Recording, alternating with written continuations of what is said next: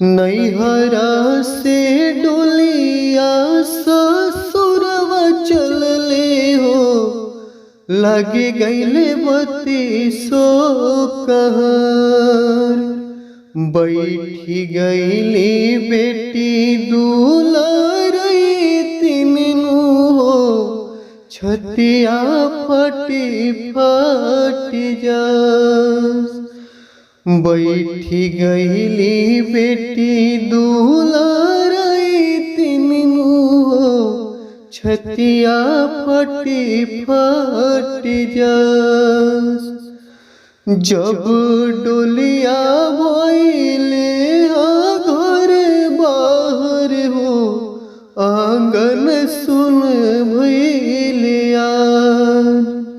जब डोलिया भइले घर बाहर हो, आंगन सुन भइलिया। रोवेली बेटी दुलारई तिमिनु हो, छतिया फटी फटी जास। रोवेली बेटी दुलारई तिमिनु हो, छतिया फटी फटी जास। दुआरा से बाबा रोवत पूछे हो, बेटी बेटी कहे पुकार। कहाँ गईली बेटी दुलारई तिमिनु हो, छतिया फटी फटी जास। कहाँ गईली बेटी दुलारई तिमिनु हो, छतिया फटी फटी जास। घर में से माई रोत आवे हो, बाबा के दिली समझा। घर में से रोत अइली हो, बाबा के दिली समझा।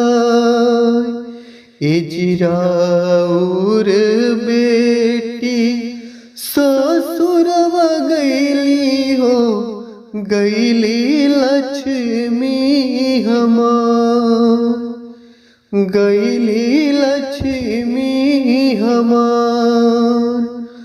दुआरा से भैया रोत पूछे हो, बहिनी बहिनी कही पुकार।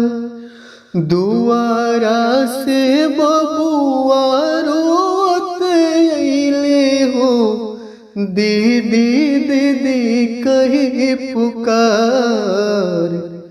अरे हमारे दीदी आज कहाँ गईली हो, रुके न असुआ की धार।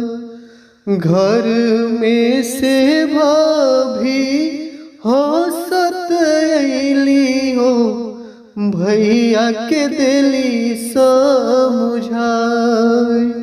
इजराउर बहिनी ससुरवा गईली हो, गईले घर के जंजाल। इजराउर दीदिया ससुरवा गईली हो, गईली घर के जंजाल।